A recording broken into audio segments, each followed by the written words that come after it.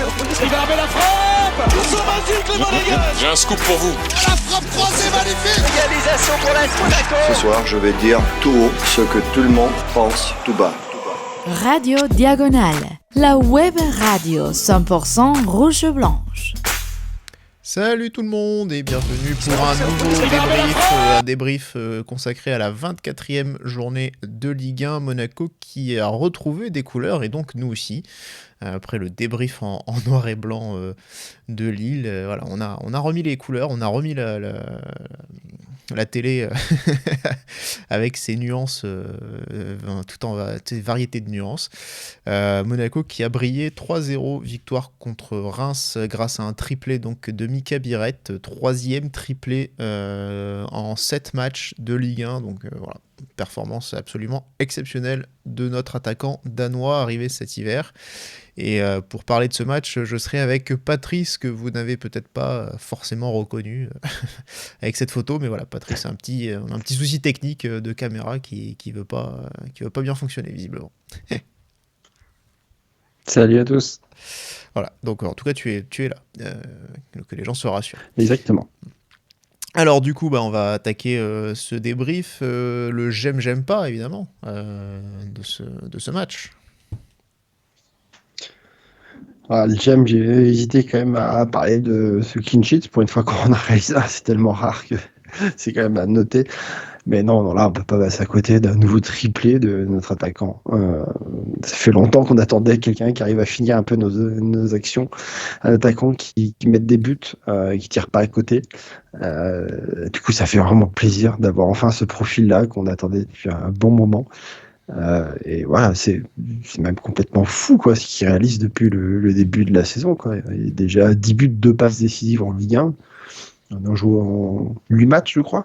C'est des stats qui sont absolument folles. Quoi. J'espère que ça pourra continuer. Quoi. Donc voilà, ça c'est vraiment le côté très très positif de ce match-là.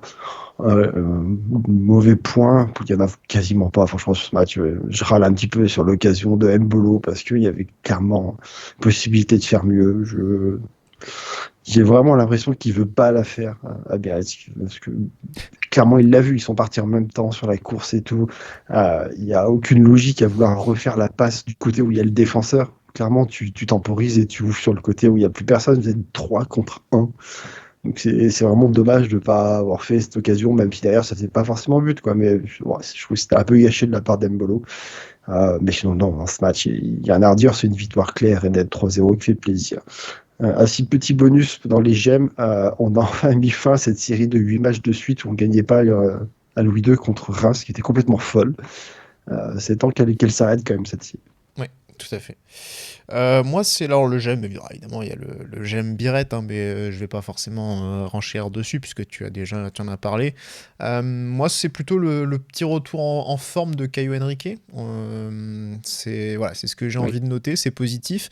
Il y a 2 choses que j'aime bien, alors 2 aspects en tout cas que j'aime bien, c'est le côté... retour en forme, on va dire un peu physique. On sent qu'il a un peu plus de jambes. Alors évidemment, après encore une fois en face, on est sur une équipe qui est, j'ai presque envie de dire un peu moribonde en ce moment. Alors ils viennent de se qualifier contre Angers en demi-finale de Coupe de France, mais voilà, en Ligue 1, ils sont sur une série catastrophique depuis de nombreux mois. Donc voilà, ils sont maintenant assez en danger pour le barrage, pour la zone rouge. Mais en tout cas, voilà, il a fait un bon match, il avait des cannes. On voit qu'il y a un petit retour quand même physiquement un peu mieux qu'en début de saison, où on le voyait très... pas forcément même très impliqué. Donc là, c'est beaucoup mieux et vraiment dans ce qu'il a mis, dans ce qu'il a proposé offensivement. Énormément de centres et tout. Donc voilà, c'est mon j'aime, c'est Caio Henrique aussi ce soir. Passe décisive, évidemment, du droit en plus. Et je trouve que voilà, il avait été... depuis le début de la saison, contre Lens, il avait fait sa première passe D et pendant des mois entiers, il est resté bloqué à ce chiffre-là. Et là, depuis l'arrivée de Biret, mine de rien, ça s'est débloqué. Donc voilà, le fait d'avoir aussi un attaquant qui plante, mine de rien, ça tire tout le monde vers le haut. Et c'est aussi l'aspect positif de Biret. C'est pas uniquement ses statistiques personnelles, c'est aussi que ça tire tout le monde vers le haut. Ça permet à d'autres joueurs de se mettre en valeur parce que voilà, il termine le travail et il permet justement de bonifier tout le travail collectif, l'animation, donc voilà.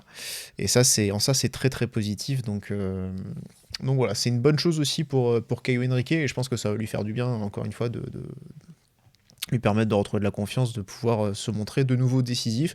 J'ai pas de j'aime pas sur ce match, hein, très honnêtement. Oui, ça pourrait être aussi ce contre mal négocié par Mbolo, mais je trouve qu'on en reparlera, mais moi je trouve que Mbolo fait quand même un bon match, donc du coup, voilà, j'ai pas envie de lui en tenir plus rigueur que ça non plus. Voilà, c'est pas grave, tant pis. 3-0, c'est bien, c'est une clean sheet, on n'a pas encaissé de but, on soigne quand même la différence de but aussi, ça reste important, donc voilà, maintenant il faut espérer que ça continue et qu'on enchaîne. Ça sera le plus important d'ici la fin de la saison. La composition de départ, Patrice, on a vu l'association Biret-Mbolo. C'était un des aspects du 11 d'Adi Hutter. C'est assez rare pour être souligné. Jusqu'à présent, on les a assez peu vus ensemble. Il me semble que la dernière fois, c'était contre Paris, en tout cas au coup d'envoi. Et puis en défense centrale, la sortie de Singo, qui est donc allé sur le banc après deux rencontres compliquées pour son retour et marquées par des erreurs contre Benfica et Lille, qui ont coûté directement des buts. Voilà, il a sorti, il a remis Kerrer et associé à Amawissa. Ouais, bon, pour le cas Kerrer, pour moi, c'est juste du repos contre Lille. De toute façon, il l'avait même, je crois, indiqué en conférence de presse qu'il a joué quasiment tous les matchs, hein, Kerrer. Donc c'était normal qu'à un moment donné, il le fasse aussi un peu souffler. Mais après, oui, c'est vrai que Singo sorte du 11, c'est un peu plus surprenant, quoi, parce que bon, avant, il n'était pas là parce qu'il était blessé. Mais bon, comme tu le dis, c'est vrai que ça fait 2 boulettes de suite qui nous coûtent des points. Un peu plus de mal, je trouve, depuis qu'il est revenu. Peut-être est-ce qu'il n'est pas revenu un peu trop tôt et que physiquement, c'est encore un peu compliqué. Voilà. Par contre, on peut noter qu'à côté, Mawissa, lui, par contre, il enchaîne énormément de matchs. J'ai regardé, je crois qu'il en a 8 matchs de suite, si on enlève le match où il est suspendu, qu'il ne peut pas jouer. Sinon, chaque fois, il était titulaire. Donc, du coup, plutôt un petit total d'humilité de son côté. Oui, c'est vrai que il a enchaîné, ce qu'il est préféré aussi à Salissou. Ouais, Salissou, clairement, en ce moment, il est mis de côté. Hein, C'est vrai que c'est là aussi pareil, il y a eu d'innombrables erreurs, hein, de la part de Salissou. La dernière en date, c'est contre Benfica, le match aller, hein, quand face à Pavlidis, pareil, ça coûte un but. Donc voilà, effectivement, on sent qu'il est en train de... Il a écarté provisoirement pour tester d'autres choses, et c'est vrai que Mawissa gagne du temps de jeu, du coup. Mais oui, c'est vrai qu'on s'attendait peut-être pas forcément à voir Singo être mis sur le banc, donc voilà, il l'a fait. Et bon, en tout cas, ce soir, ça s'est bien passé, pas forcément parce que Singo n'était pas là, mais plus parce qu'on a vraiment ultra dominé cette équipe de Reims. Au milieu de terrain aussi, la titularisation d'Al Mouzrati. Pareil, c'est, si je dis pas de bêtises, il me semble que c'est sa deuxième titularisation, je crois. Oui, ça doit être ça. Il n'y en a pas eu beaucoup. Hein. Non. Forcément, celle contre Benfica. Et en Ligue 1. Ouais, non, c'est ça, c'est juste la deuxième sur ces 5 matchs. Une en Ligue 1 et une en Ligue des Champions. Et on se rappelle évidemment qu'il après c'est logique, hein, là aussi c'est de la rotation pour faire souffler. On a 3 milieux qui sont amenés à jouer pour 2 postes, donc forcément il fait un petit peu tourner. Et, en conférence de presse, il a dit aussi que Zachary avait besoin de temps de jeu pour reprendre du rythme. Donc forcément c'est pas lui qui allait sortir. Donc bon, ça paraît, surtout contre un adversaire qui est plus faible, où défensivement on a moins besoin, ça paraît plus logique. On utilise un profil comme celui de Al Mouzrati qui est vraiment plus passeur, donc plus intéressant là sur ce genre de match. En tout cas, et quand t'as devant, ça fait depuis un moment que j'appelle qu'on joue à 2 attaquants contre des adversaires voilà, qui joue très très défensif et tout, qu'on mette du monde dans la surface. Ça fait plaisir qu'enfin il le fasse sur ce match et qu'on se retrouve pas à nouveau avec le 4-2-3-1 et Minamino derrière l'attaquant. Après, on en a déjà souvent discuté, hein, c'est pas toujours un problème de nombre, c'est plus un problème des fois d'animation.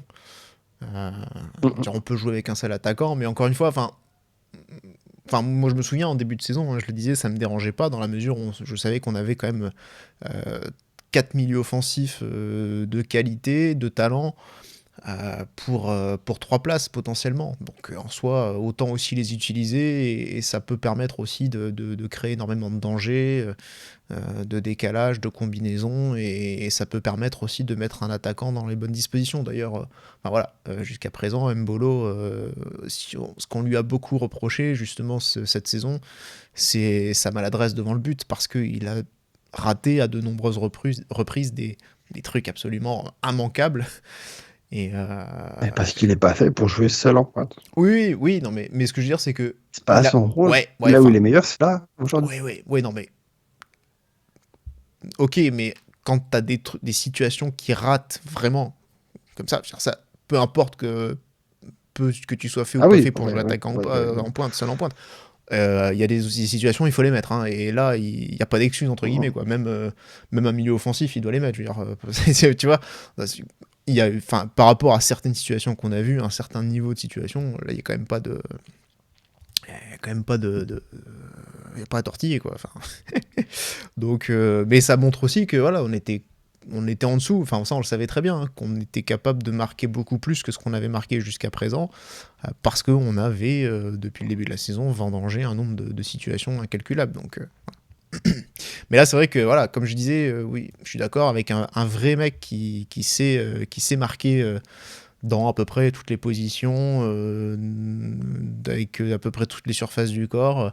Bah oui, ça fait une différence énorme à la fin aussi, quoi. En tout cas, je disais, sur ce match, Pat, domination totale. Voilà, je pense que c'est un peu on peut le résumer comme ça. On a complètement étouffé, éteint Reims sur cette rencontre qui n'a quasiment pas existé. On a lâché un peu la balle après le 3e but. Quand le score est vraiment établi, posé, après voilà, on a un peu plus lâché, ils ont eu un peu plus le ballon à ce moment-là, ils ont pu faire un peu plus, même pas des actions, quoi, ils ont pu venir un peu plus dans notre surface et avoir un peu plus de jeu, quoi. Mais sinon, c'est vrai que si on parle que de la première mi-temps, mais ils n'existent pas du tout, quoi. À chaque fois qu'ils récupèrent le ballon, ils le perdent quasiment instantanément parce qu'on fait un pressing très rapidement sur eux. Et que même sur les passes et tout, c'est pas assez précis. Ils essayent de jouer en transition très très rapide, mais ils sont vite coupés par nos défenseurs ou nos milieux défensifs. Donc, ultra domination. Ouais, il n'y a pas photo. Alors, c'est vrai que tu parlais surtout de la première période, et c'est vrai que c'est vraiment sur cette période-là où Reims a passé 44 minutes 50 secondes dans son camp sur les 45. Je leur donne le temps additionnel éventuellement, mais oui, à l'exception d'une situation où Kerrer se rate sur une passe et ce qui amène un contre, mais où il rattrape la situation en taclant Ito dans la surface parfaitement. Il y a quasiment rien pour eux, on leur laisse absolument rien, on les accule sur leur but, et donc c'est logiquement finalement qu'on va marquer après la demi-heure de jeu, Pat. Donc voilà. Pierrette qui ouvre le score opportuniste. Ouais, sur un magnifique centre de Caillou, comme tu disais, du mauvais pied en plus. Du pied droit, mais pourtant c'est un superbe ballon en louche, comme on a déjà vu faire. Hein. C'est pas la première fois qu'il le fait, ce type d'action, quoi. Et Biarritz vraiment fait très très bien l'appel, va récupérer le ballon, fait la frappe comme il faut pour bien la placer, pour que le gardien ait vraiment du mal à aller la chercher. Donc, ouais, ouverture du score, logique, vu tellement on a dominé sur cette première demi-heure.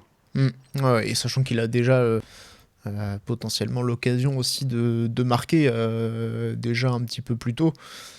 Voilà, il a quand même plusieurs situations. C'est ça qui est incroyable en fait, c'est qu'à chaque fois que Biarritz marque un triplé, t'as le sentiment qu'il a de la place pour en mettre 4 ou 5 en réalité, quoi. C'est ça. C'est pas mec qui c'est-à-dire, c'est pas, tu vois, clinique, il y a pas, alors il y avait un penalty contre Nantes, mais ou contre Serre, je sais plus. Non, c'était contre Nantes, il me semble. J'ai oublié. Le penalty, c'est contre Serre ou contre Nantes? Ah, j'ai un trou. C'est pas grave.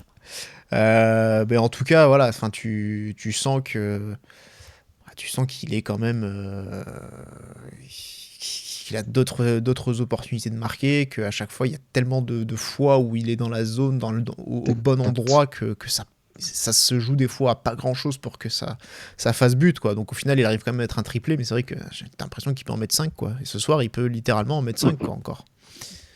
Donc mais oui, il y a plusieurs situations déjà avant son but, et il va faire le break assez rapidement, Pat.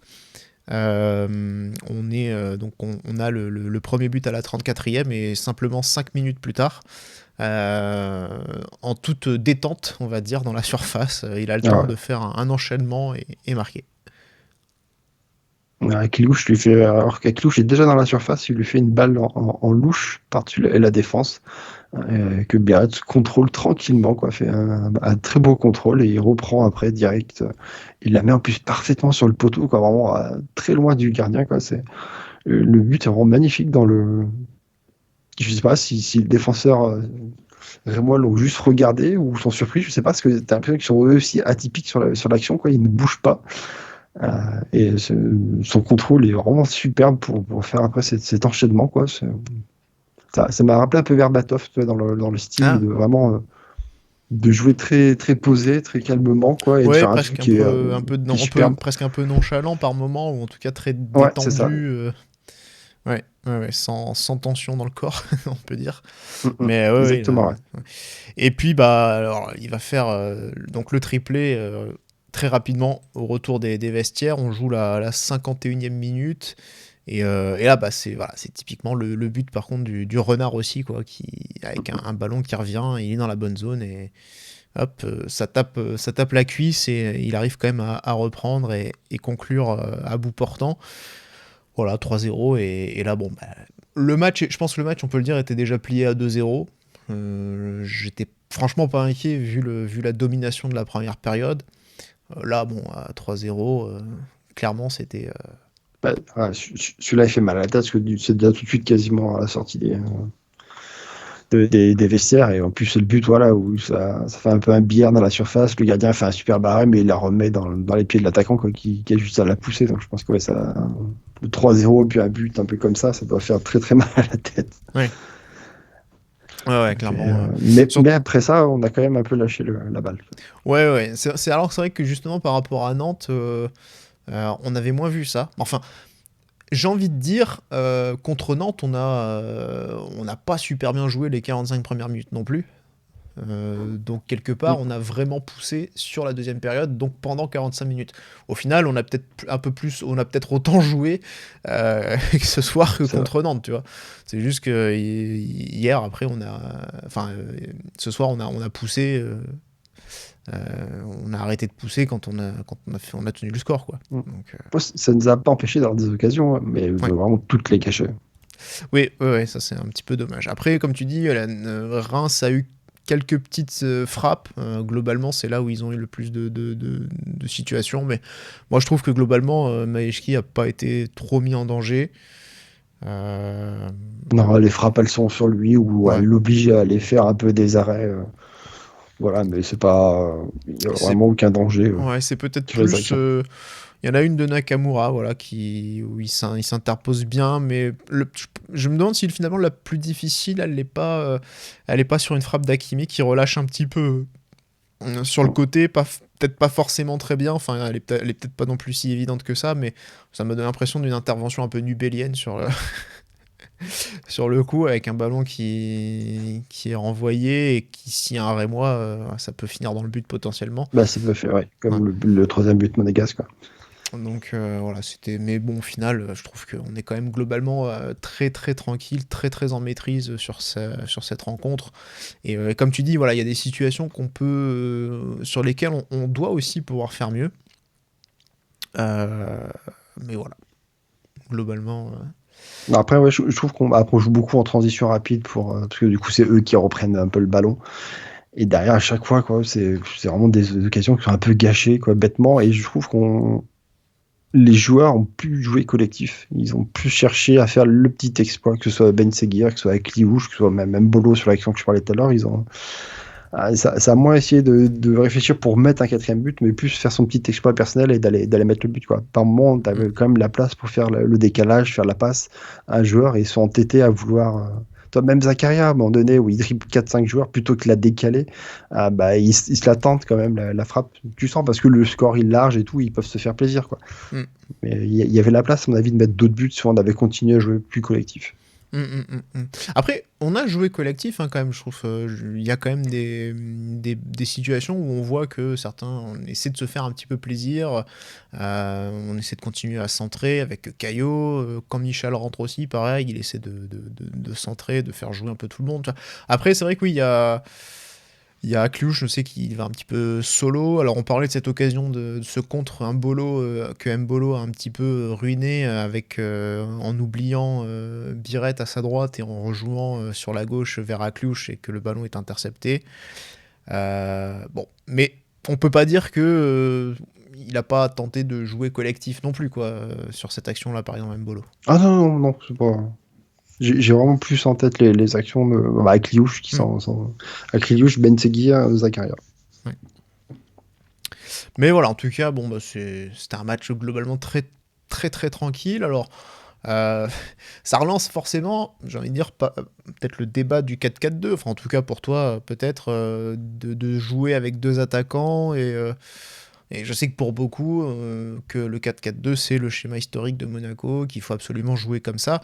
Moi, je pense que c'est plus peut-être pour l'idée de changer par rapport au 4-2-3-1 qui a connu des dernières semaines, sans grande efficacité, et peut-être plus de changer dans cette optique-là, mais sinon, globalement, bon, je sais pas si le 4-4-2 en soi est mieux que le 4-2-3-1, surtout, encore une fois, quand on joue en 4-4-2 avec Mbolo, c'est presque aussi comme un 4-2-3-1 en réalité. Oui, ça peut ressembler. Il a un rôle qui n'est pas si différent que ça de celui de Minamino. On est sur un attaquant de soutien, on est sur un joueur qui décroche beaucoup, qui va jouer pas mal de haut but et conserver le ballon, essayer de l'orienter.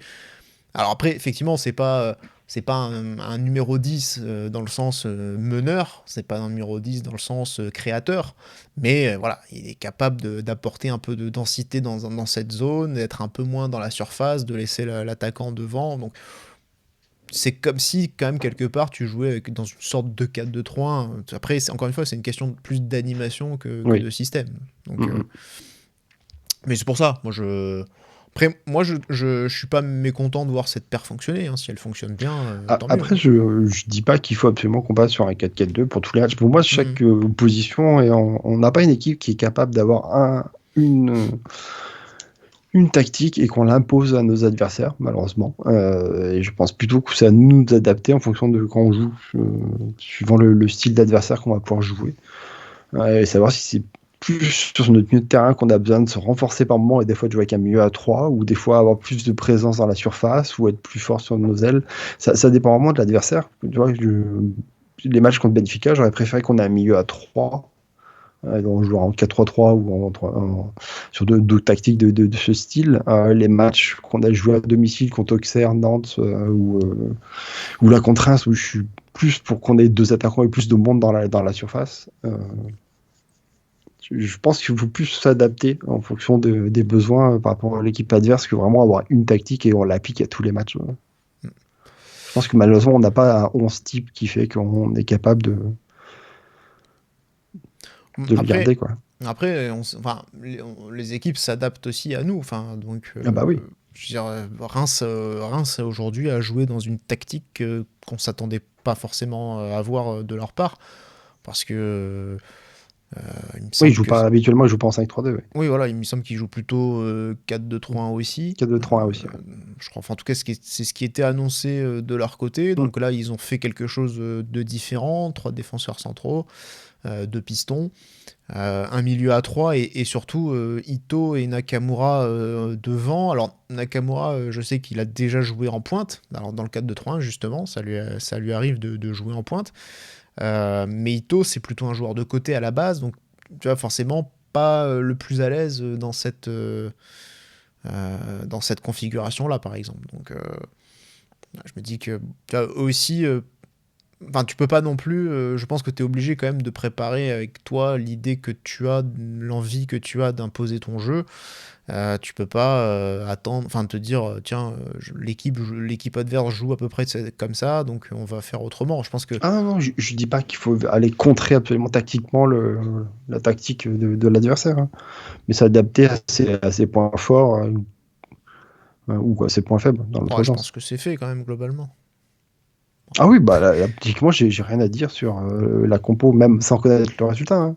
Moi, sur la compo et le schéma qui est mis en place, ça m'allait très bien au début du match, hein. Oui, en tout cas, ce qui est bien, c'est de voir que ça fonctionne.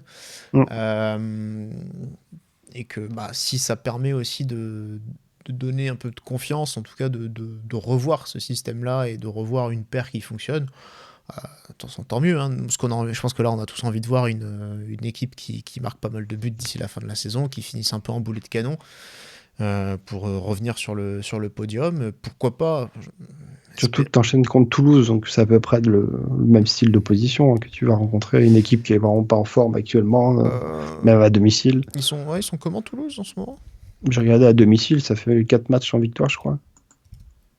Parce que, alors c'est marrant, nous c'est 4 victoires en 2025 à domicile. Par contre, nous c'est à l'extérieur où on n'avance absolument plus. Après, ils ont perdu contre Paris. Ouais.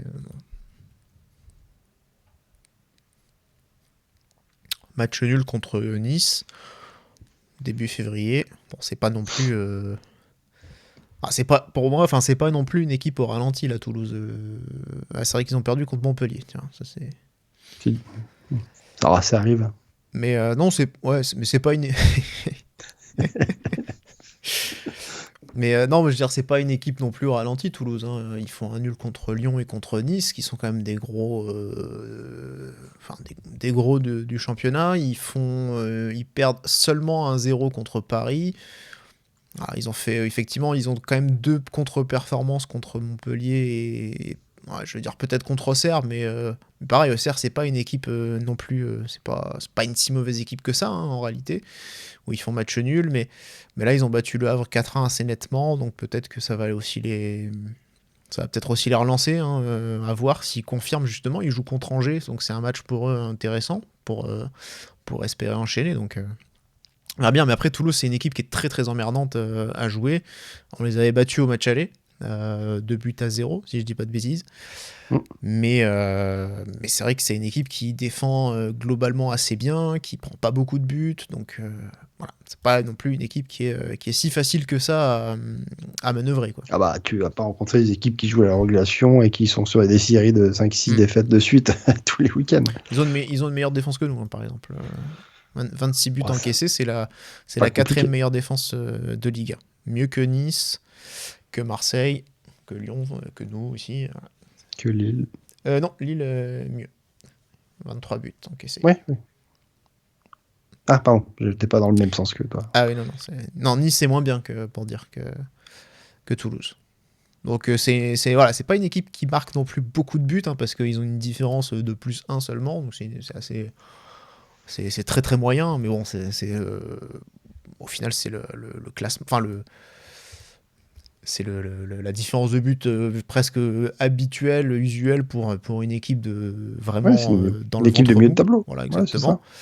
Mais en tout cas, voilà, c'est solide défensivement, donc il faudra quand même essayer d'aller percer la muraille. Mais on peut dire qu'avec notre attaquant en pleine confiance. C'est pas l'attaque qui me fait peur dans notre équipe, plus la défense généralement. Oui. Là aussi, voilà, c'est la bonne. Ça, c'est le point aussi très positif de cette rencontre. c'est qu'on a évité les erreurs. Il y en a eu une que j'ai rappelée, c'était celle de Kehrer en début de match, une passe ratée, mais il a rattrapé le coup, donc tant mieux. Mais c'est vrai que c'est ce qu'on se disait tout à l'heure, c'est typiquement le genre de situation où tu prends un but alors que tu as le match absolument en main et en fait tu fais une cagade et tu encaisses un but et derrière tu cours après le score et ça se passe mal, quoi. Enfin, tu peux remonter, mais souvent des fois ça se passe mal si c'est plus fort que l'adversité est plus forte que celle des Rémois. Ça fait du bien de pas faire une cagade comme tu dis pour une fois. Ouais. Parce que quand j'ai répondu à l'interview aujourd'hui du média de Reims, ils me demandaient c'était quoi les points faibles de notre équipe. J'ai dit c'est qu'on offre des cadeaux à nos adversaires. On se saborde nous-mêmes les matchs. Oui. On n'arrive pas à conserver des résultats et en faisant des grosses cagades. On t'en fait une ou deux dans la saison. Nous, on en est à plus d'une dizaine. C'est complètement incompréhensible. Mais Ah oui, non, mais après, ils ont. J'ai envie de croire que. Ouais, je sais pas, peut-être je suis une nature trop optimiste, j'en sais rien. Mais j'ai envie de croire que ça va s'améliorer sur ça d'ici la fin de la saison. Aussi parce que je crois qu'il y a moins de matchs. Il y a la possibilité de plus travailler. Et je pense surtout que l'accumulation là a marqué peut-être, je vais pas dire un point de non-retour, mais en tout cas le sentiment que d'un trop-plein ou d'un certain ras-le-bol et que ça y est, là à un moment donné c'était la goutte de trop et qu'il fallait absolument trouver d'autres solutions. Alors je dis pas que jusqu'à présent ils avaient rien fait pour pas en trouver, mais je me dis que voilà, ils ont quand même compris vraiment qu'à un moment donné il y avait peut-être urgence cette fois à régler les choses une bonne fois pour toutes. Donc je sais pas, peut-être que ça va nous permettre aussi de mieux finir. Enfin, ça nous permettra de mieux finir si on arrive à les régler, mais j'ai envie de croire qu'on va aller en s'améliorant sur la fin de saison à ce niveau-là. J'ai rien pour étayer en termes factuellement, mais j'ai envie d'y croire. Voilà. Ça va se jouer contre Marseille, Nice et Lyon. Hein. C'est là où il faudra être bon sur la fin de la saison. C'est vrai. Parce qu'on veut être fort avec les faibles pour être sur le podium, ça suffit pas. Et pour l'instant, gagner contre Reims, c'est pas une surprise, quoi. Depuis le début de la saison, c'est censé le faire. Hein. Ouais. Mais bon, après voilà, ce qui est bien, c'est qu'en général, là on gagne et on assiste à un bon match, on se fait plaisir, quoi. Je pense, avec un autre entraîneur qui a perdu son poste récemment, on aurait gagné 1-0, on se serait fait chier comme des rats morts, il nous aurait dit oui, mais on a regardé, on a touché le poteau et on a gagné, et on a eu les meilleures occasions alors qu'il y en a eu 2 dans le match. Je vise personne en particulier, mais en tout cas voilà, donc c'était une bonne rencontre pour nous. On va passer au top flop maintenant. On va passer au top parce que je pense qu'on peut écarter tout de suite l'idée de mettre des flops sur ce match. Oui, complètement. Voilà. Donc on va parler des tops. Mika Biret, forcément. Je sais pas si on va. Je pense qu'on va commencer par manquer de superlatifs à force. Je veux dire, le mec il te met encore un triplé, c'est le truc qui est improbable. C'est complètement improbable de mettre 3 triplés de suite dans les matchs à domicile, quoi. Premier joueur à inscrire 10 buts pour ses 7 premiers matchs de Ligue 1 sur les 75 dernières années. Donc depuis 1950, quoi.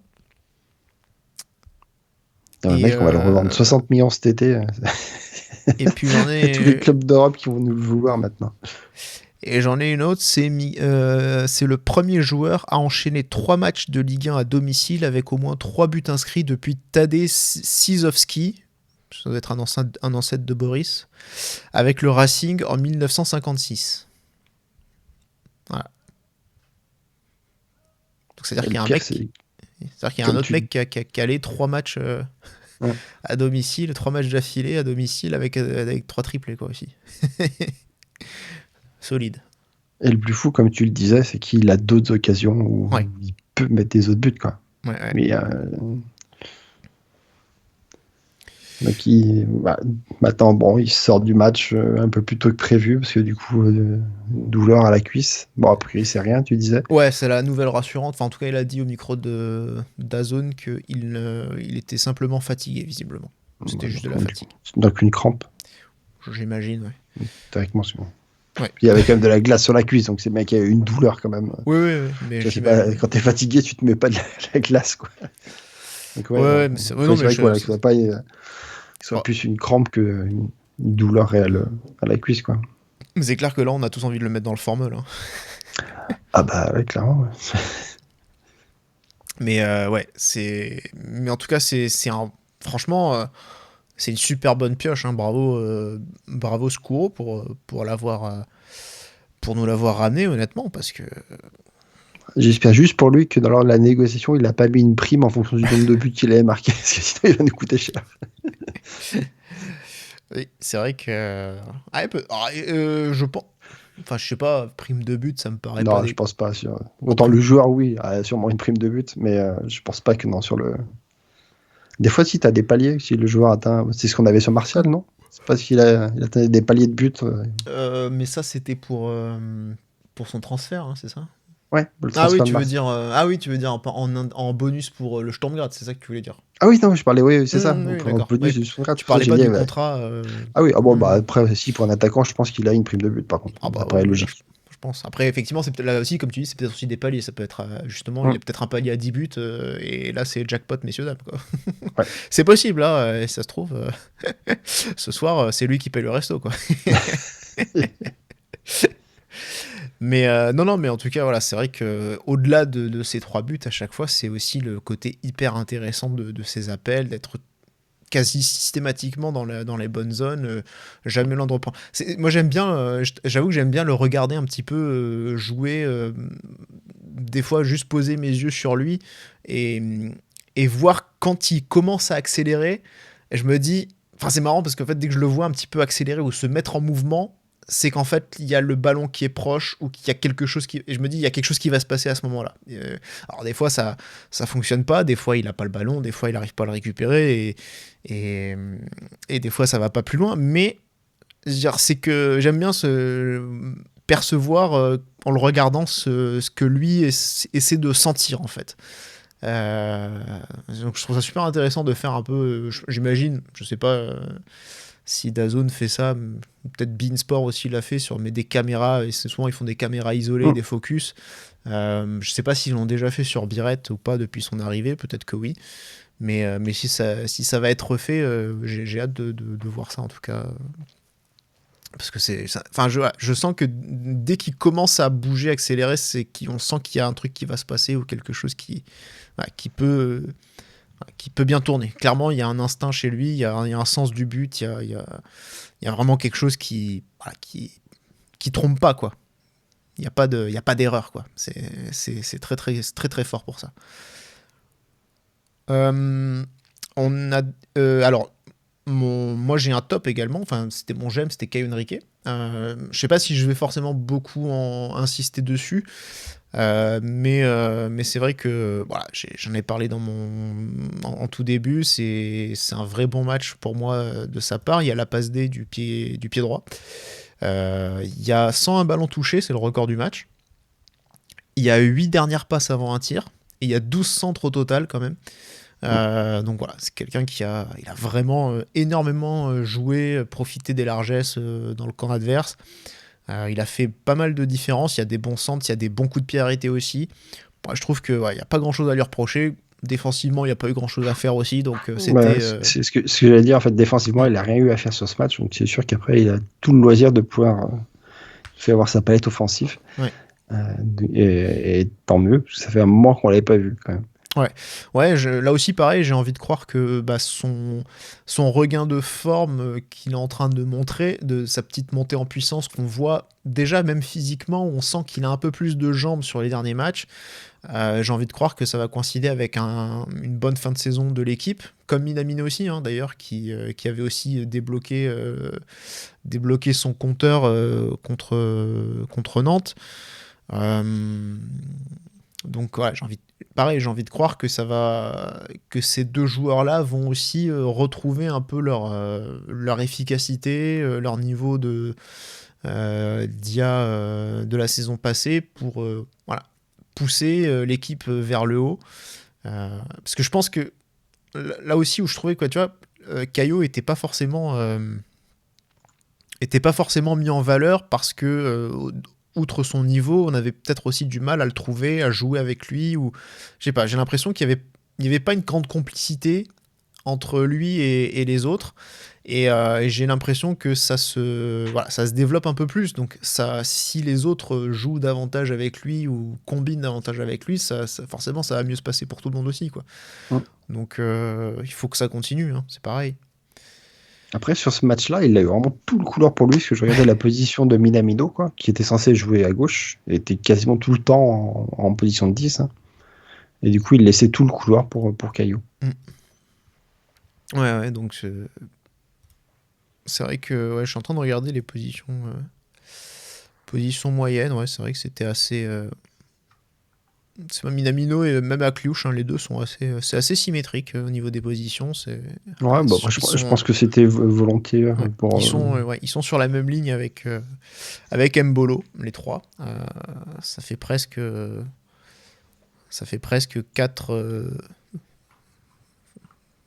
Enfin, ça fait les deux défenseurs centraux qui sont forcément plus bas, mais ensuite tu as les deux latéraux et les deux milieux défensifs. Ça fait 4-3-1, entre guillemets 2-4-3-1.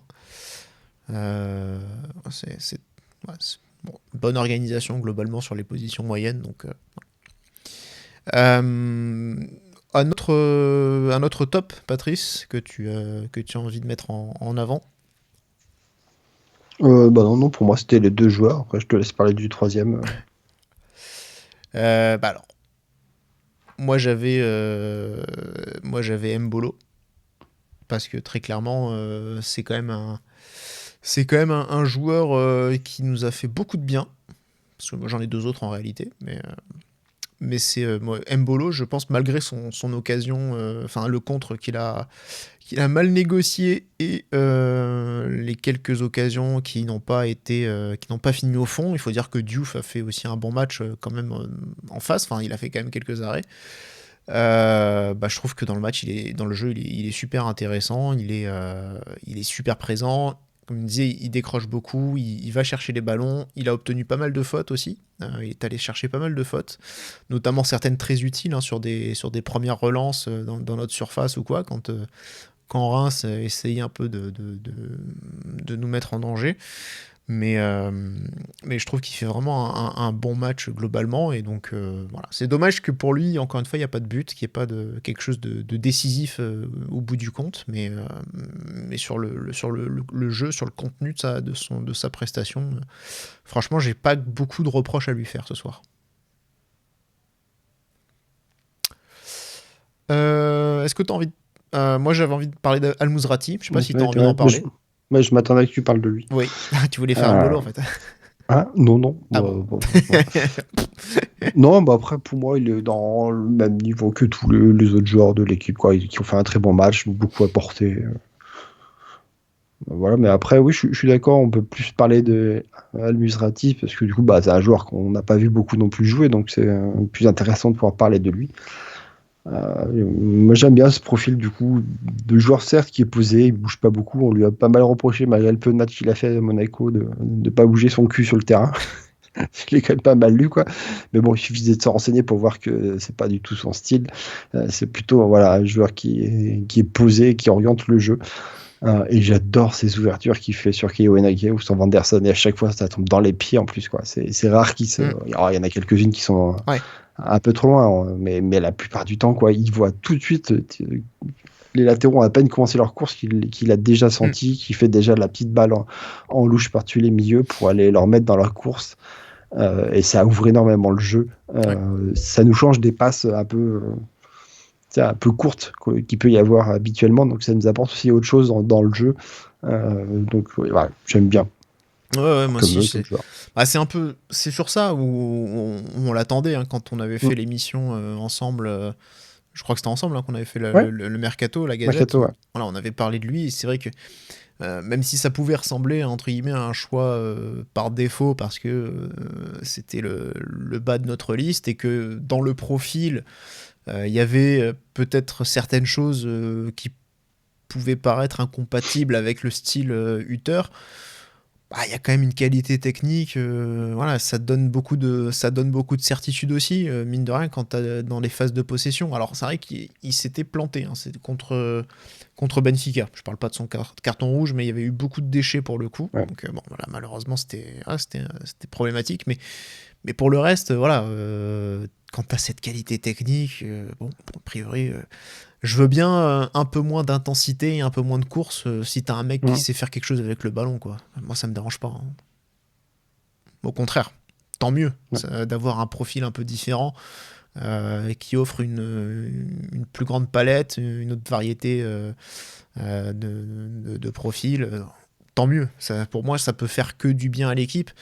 Et même notamment pas un joueur comme Caio Henrique, tu vois, par exemple, ça peut lui donner aussi plus de possibilités de combiner ou sur des jeux en triangle ou des choses comme ça. Je veux dire, quand tu as un joueur qui est capable de te trouver de cette façon-là, ou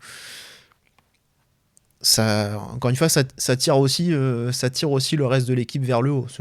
Donc c'est une bonne chose. Après, voilà, il y a peut-être d'autres matchs où ce sera peut-être plus difficile. Faudra voir évidemment contre les styles de chaque adversaire. C'est vrai qu'on se dit si on joue face à Marseille, peut-être qu'il aura peut-être plus de difficultés pour être au niveau dans l'intensité, etc. Et peut-être qu'il vaudra mieux jouer à ce moment-là avec Camara et Zakaria plutôt qu'avec lui. Mais bon. Dès qu'on va rencontrer des équipes qui jouent avec des petits milieux de terrain qui sont très techniques, qui jouent très rapidement, une touche de balle et tout, ouais, je pense que là, ça va être un peu plus compliqué pour lui, parce qu'on a vu dès que le jeu va vite, il a tendance même à faire des fautes. Ouais, c'est vrai. Absolument, on l'a vu contre Benfica notamment. Mais en tout cas, c'est Prince, hein, à un moment donné, il a deux doigts de la faire, la faute. Quand Edouard part, qui se fait prendre de vitesse par lui, qui le rattrape en taclant, il touche le ballon du bout du pied. C'est limite. En tout cas, ce soir, il fait un bon match. Très bon match. Ouais. Est-ce qu'il y a d'autres joueurs qu'on a envie de mettre en avant? Akliouche, Minamino, Vanderson, Majewski. Non, après, comme j'ai dit, pour moi, voilà, tout le monde a fait un très bon match. Quoi. Tout le monde a apporté.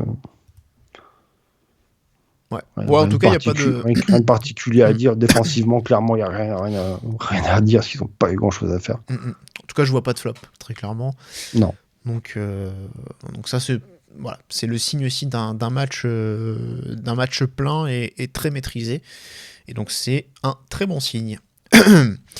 Alors, petit point sur le classement rapide. Donc, Monaco reprend la 4e place provisoire, 43 points, comme Nice, 2 points devant Lille. Lille qui va jouer contre le PSG. Donc, peut-être. Au Parc en plus, non ? Hein ? Au Parc en plus. Oui, il me semble que c'est ça. Oui. Ouais. Et il leur faut les 3 points pour nous repasser devant. Donc, Et ils jouent demain soir, enfin samedi soir. Nice qui va jouer contre Saint-Etienne demain après-midi. Alors du coup pour Saint-Etienne, je pense qu'il y aura peut-être une envie de laver l'affront du 8-0 au match aller. On leur souhaite en tout cas. Ce serait bien qu'ils fassent un petit quelque chose pour leur survie aussi. Confiance en Cardona. Après c'est mieux à domicile, hein, Saint-Etienne quand même. Ouais, et puis Cardona qui a claqué un doublé quand même la semaine dernière. Donc on espère que. Mais bon, Nice c'est cohérent. Forme. C'est très cohérent, c'est pas toujours c'est pas très emballant non plus, mais bon, c'est solide, c'est cohérent, Francaise a monté quand même quelque chose de bien avec Nice. Ça prend forme et voilà. Donc ça sera pas non plus une équipe facile à déloger, mais en tout cas on est pour l'instant à égalité. Donc on est à égalité, on est aussi à 3 points de Marseille. Alors, mais pareil, Marseille doit encore jouer. Donc Marseille, je sais plus contre qui il joue. Je pense que ça doit pas être un match trop difficile pour eux, j'ai l'impression. Donc c'est pas à Angers, non? J'ai plus. Non, c'est Toulouse qui joue contre Angers. Ah oui, non. Et il joue contre Nantes. Nantes, ouais. Bon. Les matchs à la portée normalement. Au Vélodrome. A priori, oui. Mais bon, Nantes, pareil, hein, Nantes qui a battu Lens la semaine dernière. Donc peut-être que si ils ont peut-être envie de faire un petit coup au Vélodrome. On verra bien. On verra bien. Marseille qui a perdu contre qui a perdu contre Auxerre, 3-0 la semaine dernière. Donc eux, ils ont un devoir de réagir. Donc, En plus, c'est Stéphanie Frappard qui est au sifflet, je crois. Donc, ça peut vite partir en cacahuète du côté de Marseille. Ouais, c'est vrai que ce qui s'est passé à Auxerre. C'est déjà de base, quand il y a un arbitre qui commence à siffler et que ça leur plaît pas, c'est dangereux. Alors, en plus, si c'est une femme, elle est Marseillais. Ouais.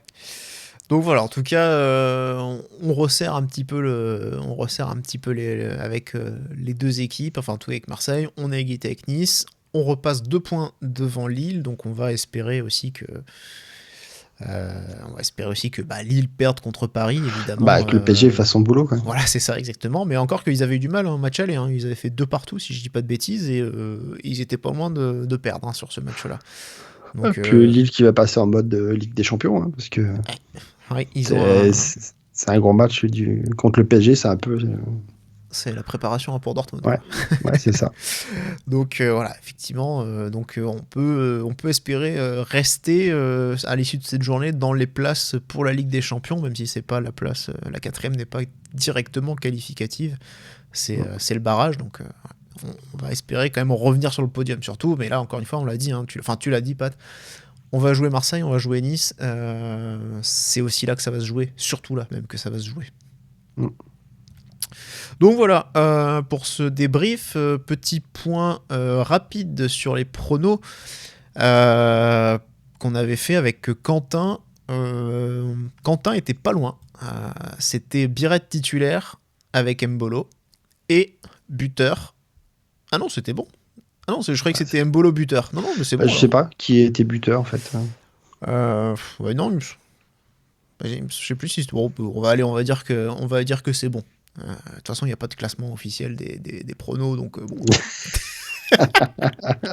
Je vais rien dire. Et puis moi, j'avais mis qu'on gagnait pas parce que j'étais dans un sale mood. ça mérite un demi-point parce que c'est pas loin quand même. Voilà. 3 buts près, franchement.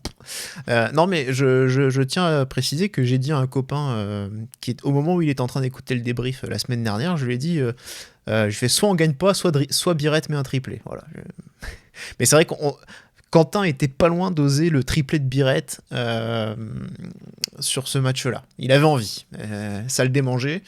Il n'a pas osé, il n'est pas allé jusqu'au bout du truc, mais voilà, il était dans l'idée, en tout cas, il était là, et c'est vrai qu'on en a un petit peu plaisanté aussi à ce moment-là. En tout cas, merci Pat. Ah non, attends, on va faire les pronos de Toulouse, du coup. Quand même. Je regardais ce que c'est le prochain match où Biarritz met un triplé, c'est contre Nice, du coup. Parce que du coup, on fait un double déplacement. Du coup, en prono sur ce match-là, je vais dire qu'on reste sur la même tactique. On va rester en 4-4-2. Et pour moi, il va même utiliser quasiment les mêmes joueurs. Je pense qu'il y a 10 joueurs sur les 11 qui étaient titulaires on va retrouver, parce que je pense que Camara va réintégrer la rotation. Mais je pense qu'il va faire confiance à cette équipe qui a fait un très bon résultat et qui va vouloir du coup s'appuyer dessus. Et du coup, il y aura peu de changements. Ok, et ben moi je vais dire un doublé de Biret. Ça va taper le top 3 des... C'est vrai qu'il y a un petit challenge pour lui, parce qu'au final, en 1 mois et demi, il devient le 5e meilleur buteur de Ligue 1. Le challenge, c'est d'aller chercher le top 3, parce que la première place, je pense que... Dembélé est à 17. Ouais, il est loin déjà. Puis Dembélé aussi, lui aussi, il est en train de marcher sur l'eau en ce moment. Il plante but sur but. Mais oui, il faut aller chercher le top 3. Après, moi j'ai envie que sur la fin de saison, il aille chercher carrément la première place. Tant qu'à faire. Franchement, ça peut être un petit challenge sympa pour la fin de saison. Mais voilà, donc il est à égalité avec Emega, Ajorc et Kalimundo qui sont aussi à 10 buts. Il n'y a pas d'égalité là, avec le temps de jeu, il est largement devant les autres. Ah oui, dans ce sens-là, oui. Et devant lui, il y a Barcola avec 11 buts, Jonathan David avec 12 buts et Greenwood avec 14. Sans parler de Dembélé, évidemment. Donc voilà, j'espère que finalement il pourrait finir devant David. Parce que David, c'est stable, ça marque 12 buts, mais il y a beaucoup de pénaltys en réalité. Je me demande si c'est pas la moitié des... Oui, il y a 6 pénaltys en fait. 50% des buts de David cette saison, c'est des pénaux. Donc c'est pas non plus une grande saison statistiquement parlant de Jonathan David cette année. Donc ouais, je pense qu'il y a moyen d'aller le chercher. Après, faut continuer comme ça, quoi. Et puis surtout, je pense que là aussi maintenant on va un peu plus l'attendre. C'est aussi sur les grands matchs. Quand t'as déjà mis 10 buts, oui, je pense que les défenseurs vont commencer à te cerner, oui. Là, clairement... Je pense que les vidéos, elles vont commencer à tourner dans les salles pour vérifier. Je t'avoue que... Comme dit tout à l'heure qu'il avait pas de pied gauche, quoi, ça va tourner par contre. J'avoue que ça m'étonne quand même qu'elles aient pas déjà commencé un peu à tourner et qu'il ait encore claqué un triplé ce soir, parce que je me dis quand même... bon, tu te méfies, mais 2, déjà, tu te dis, à un moment donné, là, t'es obligé de faire je vais pas dire un plan anti-Birette, mais t'es obligé d'insister un peu plus dessus, quoi. Et là, en 3e, donc, mais bon, le calendrier, c'est Toulouse, après on a Angers. Donc techniquement, il y a un triplé qui arrive là, sur ce match-là, et après on verra si contre Nice, il est capable de faire une belle perf, ensuite contre Marseille et en fin de saison notamment contre Lyon. Après on a quand même un calendrier qui est quand même beaucoup plus abordable, je pense, par rapport aux autres équipes, avec des confrontations directes qui peuvent donc nous permettre de vraiment bien nous repositionner. Mais voilà, quand on joue Angers, quand on joue Le Havre, quand on joue Saint-Etienne, c'est des matchs qu'on doit normalement faire finir comme on a fait contre Reims ce soir, comme on a fait contre Nantes la semaine dernière. Il y a 2 semaines, pardon. C'est des matchs où il faut prendre les points, il faut faire une vraie différence au niveau du goal average, il faut soigner tout ça. Je pense qu'on a quand même vraiment ce qu'il faut, à mon avis, pour aller pour y aller, quoi, pour y arriver. Donc il faut espérer que tout le monde tire dans le même sens et que ça marche jusqu'à la fin. Voilà. Donc du coup, les pronos sont bien enregistrés.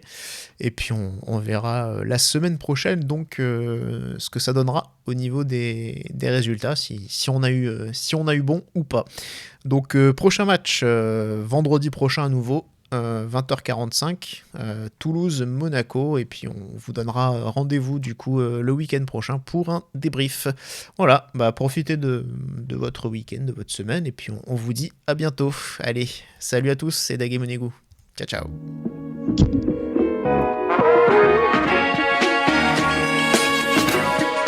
Et bisous.